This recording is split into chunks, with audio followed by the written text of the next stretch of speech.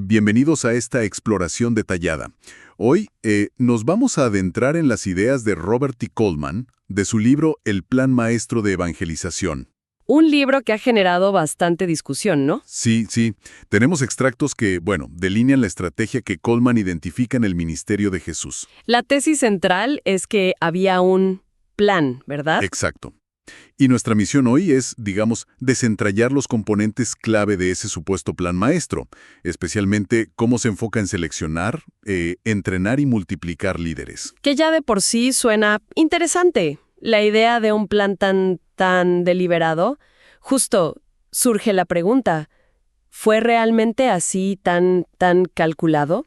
¿Y qué podemos aprender nosotros de ese enfoque hoy en día? Bueno, pues empecemos a analizar esto. El primer pilar que Coleman identifica es la selección estratégica. Y fíjate que es llamativo porque, según él, la estrategia no arrancó buscando grandes masas, No, para nada. sino seleccionando cuidadosamente un grupo, bastante reducido de personas muy comunes. Exacto. Dice que no eran eruditos ni figuras religiosas importantes. Los describe como, obreros comunes, impulsivos, temperamentales y a menudo lentos para captar verdades espirituales. O sea, gente normal y corriente, con sus defectos y todo. Una elección que, hoy en día quizá nos chocaría un poco, ¿no? Totalmente. Desafía la lógica convencional del liderazgo. Es que es un punto de partida fascinante, porque choca, como dices, con muchas ideas modernas sobre influencia, sobre cómo escalar un movimiento. Claro. Coleman argumenta que el criterio principal no era el prestigio ni la habilidad ya pulida, sino el potencial, la enseñabilidad y un corazón devoto. Ah, mira qué interesante. O sea, la disposición. Exacto. Se buscaba una disposición a aprender, a seguir, como una materia prima, moldeable, más que un producto ya terminado. Entiendo. La idea de fondo parece ser que el carácter, la fidelidad, eso era más valioso a largo plazo que las credenciales que pudieran tener al principio. Y esa selección inicial además vino con una concentración de esfuerzo muy marcada. Sí, A medida que el movimiento crecía, el foco se fue intensificando en el grupo de los 12, ¿verdad? E incluso dentro de ellos, en un círculo todavía más íntimo, Pedro, Santiago y Juan. los tres más cercanos. No se trataba de dispersar la energía, sino de invertirla profundamente. Precisamente. Y Coleman lo ve como una inversión estratégica a largo plazo. Claro. Para lograr un impacto duradero en las multitudes, la premisa era que, se necesitaba forjar primero un núcleo. Un núcleo de líderes sólidos, bien entrenados, comprometidos. Tiene sentido. Aunque Jesús interactuaba con mucha gente, con grandes grupos, la inversión principal de su tiempo, de su enseñanza personal, estaba dirigida a estos pocos. La apuesta era a futuro, entonces. Totalmente, la apuesta era que la profundidad que lograra con ellos, eso iba a generar una multiplicación exponencial después. Es una lógica de profundidad antes que amplitud. Que contrasta mucho con... Muchísimo. Contrasta fuerte con enfoques de hoy que a veces están muy obsesionados con el alcance masivo, inmediato, los números grandes ya. Claro. Y eso nos lleva, de forma bastante natural, al segundo principio, el poder de la presencia, la asociación constante. Ajá. Coleman lo plantea de una manera muy directa. Dice que el método principal era que Jesús estaba con sus discípulos. Simple, pero potente. Lo llama su propia escuela y currículum. O sea, nada de aulas formales, no. Era un aprendizaje por inmersión. Y esa inmersión era total. No hablamos de reuniones semanales o seminarios cada tanto. No. Los extractos describen una vida compartida. Comer juntos, viajar juntos, enfrentar desafíos juntos, orar juntos. Todo. Vivir juntos. Básicamente. Exacto. Aprendían observándolo. En la interacción cotidiana, con todo tipo de personas, en todo tipo de situaciones. Veían su compasión en vivo, cómo manejaba la oposición, su sabiduría práctica. Era un aprendizaje constante entonces, muy orgánico. Basado en la observación constante y vida compartida, como dice Coleman. Y él incluso menciona algo que llama un doble dividendo. Sí, eso es interesante. Que al ministrar a otros, Jesús, al mismo tiempo, estaba entrenando a su equipo. porque ellos observaban y participaban. Claro. Y la intensidad de esa asociación es algo que Coleman recalca mucho. Cita que Jesús invirtió más tiempo con sus discípulos que con todos los demás juntos. Es una dedicación enorme. Enorme. Esta convivencia profunda es presentada como la base del seguimiento eficaz y del desarrollo del liderazgo. No solo transmitir información, sino... Es un modelo de mentoría profunda que, bueno, como sugiere Goldman, quizás a veces se diluye un poco en enfoques evangelísticos más programáticos o masivos hoy en día. Y esta cercanía, esta vida compartida, sentaba las bases para el tercer principio, que aquí la cosa se pone seria. Sí, aquí sube la exigencia. El costo del seguimiento, que implicaba consagración y obediencia absolutas. Ya no bastaba con simpatizar o estar de acuerdo intelectualmente, ¿no? No. Se pedía una entrega total. Radical. Así es. El llamado que describen las fuentes era radical. Implicaba una rendición completa, dejar atrás el pecado, los viejos hábitos, incluso lealtades terrenales, si competían con la lealtad a Jesús y su causa. ¡Wow! Se esperaba una conformidad activa a las disciplinas, a los valores del reino. Hay una metáfora que cita Coleman que es muy potente. ¿Cuál? Ninguno que poniendo su mano en el arado mira hacia atrás es apto para el reino de Dios. Uf, directo. No dejaba lugar a dudas. Nada. No había lugar para la ambigüedad o el compromiso a medias tintas. Y es interesante que, según Coleman, esta exigencia tan alta hacía que muchos, se echaran para atrás. Claro, no era para todos. Pero Jesús no parecía dispuesto a rebajar los estándares para tener más seguidores, no. Hablaba claramente de abnegación, de tomar la cruz cada día. Era un llamado que funcionaba como un filtro, en cierto modo. Filtraba a los que estaban verdaderamente comprometidos. Y Coleman subraya eso de contar el costo antes de empezar. Sí advertía sobre eso. El discipulado no se presentaba como un camino fácil, ni popular. Para nada. La lealtad que se exigía era suprema.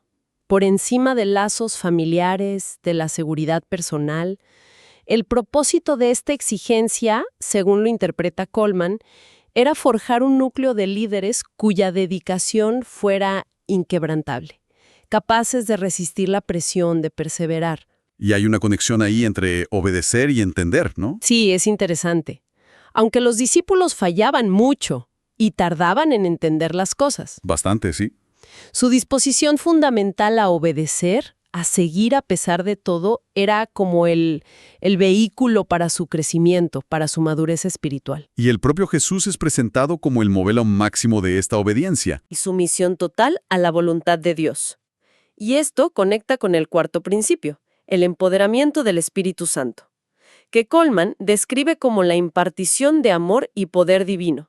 Ajá. La idea central aquí es que Jesús no solo enseñaba o daba órdenes, sino que Se daba a sí mismo. su vida entera es presentada como una ofrenda, compartiendo su paz, su gozo, su gloria, su propia vida. Y todo esto motivado por un amor profundo hacia el mundo. Y este amor sacrificial, desinteresado, se convierte, según Coleman, en la credencial convincente de su ministerio. Exacto. Era como el fuego interno que debía arder también en los discípulos para impulsar la misión. Hay una instrucción clave que se cita. Recibid el Espíritu Santo. Importante. Incluso se menciona que la consagración de Jesús era por ellos, para que ellos pudieran ser consagrados de manera similar. Y aquí Coleman introduce un elemento que parece crucial. Absolutamente. El rol indispensable del Espíritu Santo. ¿Por qué indispensable? Porque argumenta que la transmisión profunda de la vida, del amor, del poder de Cristo a los discípulos, eso no era solo un proceso psicológico o educativo. No. No, era algo que solo podía ser mediado a través del Espíritu Santo.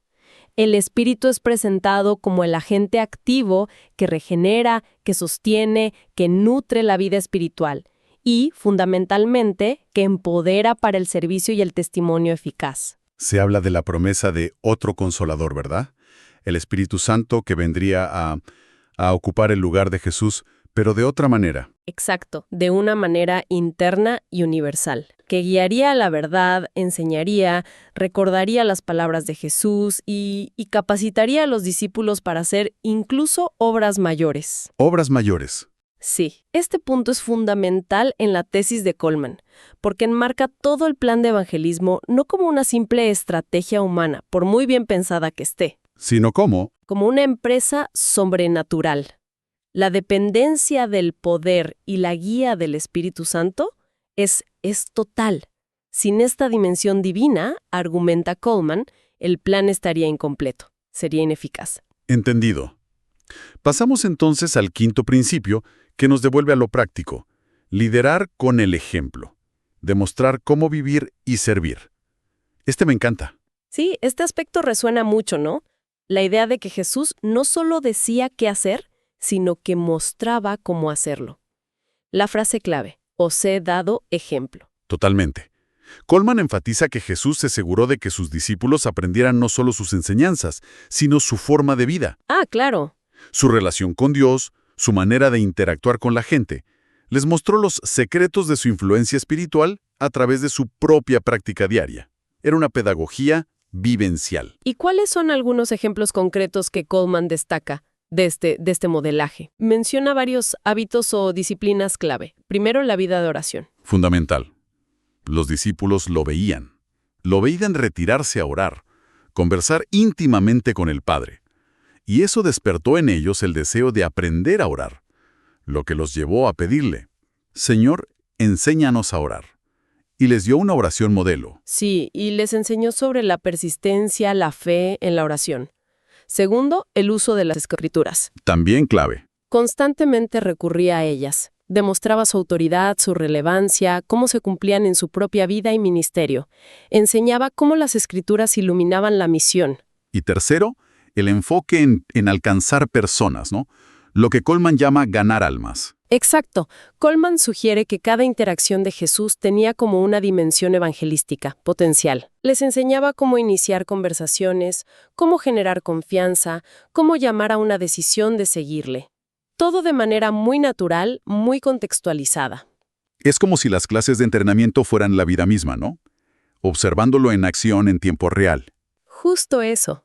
Coleman dice que su método nunca oscureció su mensaje.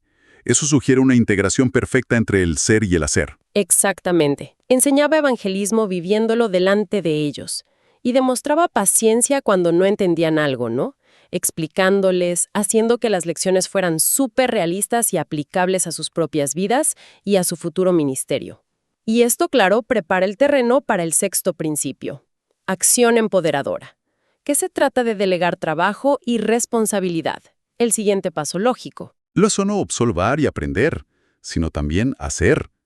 Jesús los preparó gradualmente para que tomaran la posta. La promesa inicial, esa de «os haré pescadores de hombres», ya implicaba una participación activa. Coleman describe una progresión muy lógica en esta delegación. Empezó con la observación cercana, ¿no? Luego vino el testimonio más espontáneo, que surgía de su propia experiencia con Jesús. Lo que iban viviendo. Claro. Y finalmente llegó el momento de un envío formal. Una comisión explícita para ir y hacer la obra ellos mismos. Predicar, sanar, expulsar demonios. La frase clave es «los envió». Era como un empujón necesario. Sí, un empujón para que aplicaran lo aprendido y desarrollaran sus propias alas, por así decirlo. Y este envío no fue así nomás, ¿verdad? Los extractos dicen que recibieron instrucciones muy específicas antes de salir. Sí, muy específicas. Coleman las agrupa en varios puntos clave, basándose en los evangelios. Haré cuáles eran. Bueno, primero, el propósito era claro. Proclamar que el reino de Dios se había acercado y demostrar su realidad con señales de poder, como sanaciones. Y hacerlo con urgencia. Urgencia. Segundo, la audiencia inicial estaba definida. Empezar por las ovejas perdidas de la casa de Israel, o sea, aquellos dentro de su propio pueblo que estaban más preparados o necesitados.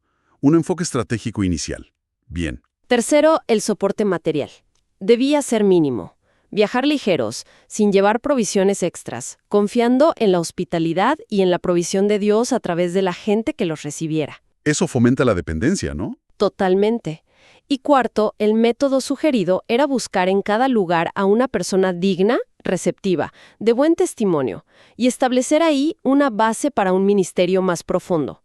Priorizar relaciones significativas sobre contactos superficiales. Y entiendo, pero junto con la tarea y las instrucciones, también les advirtió sobre las dificultades. No les pintó un cuadro fácil. Para nada.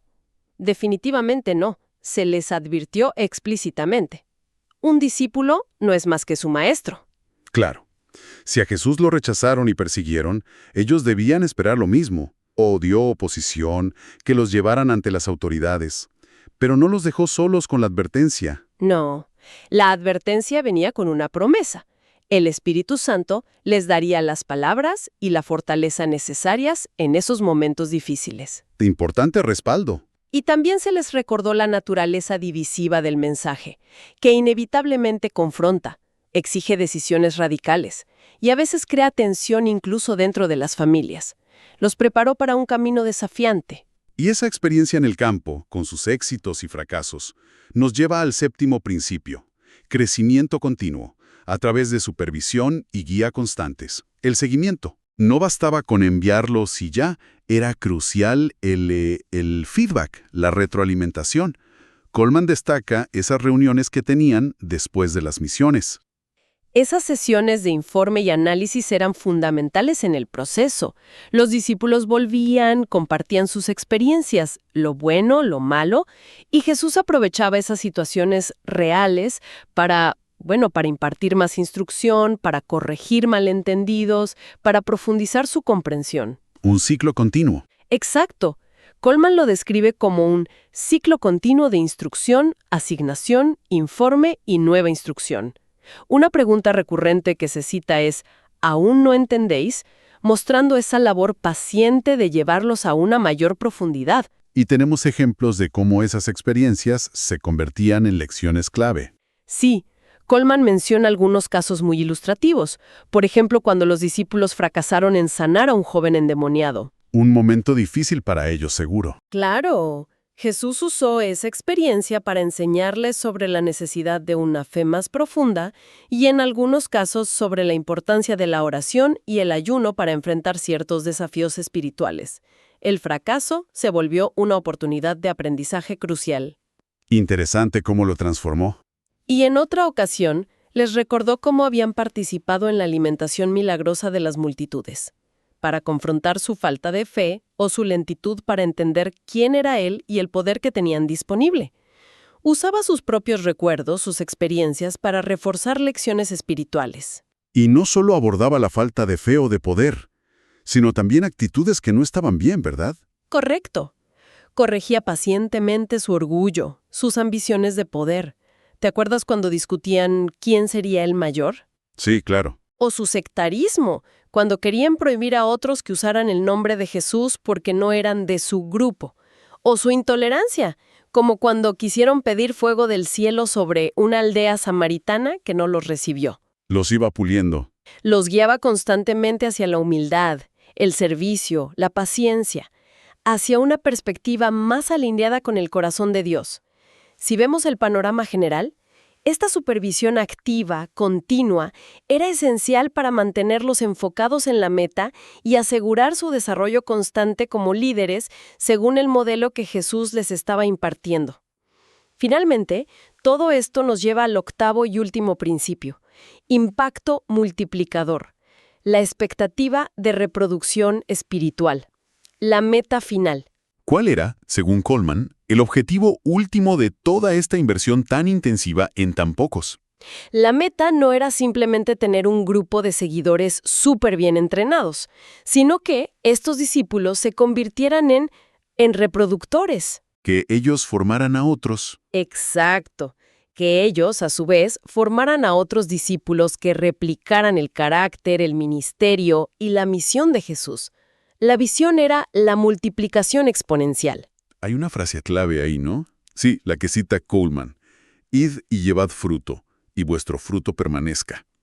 Se esperaba que el Espíritu de Cristo y su método de hacer discípulos se duplicaran una y otra vez a través de ellos y de las generaciones siguientes, hasta alcanzar, potencialmente, al mundo entero.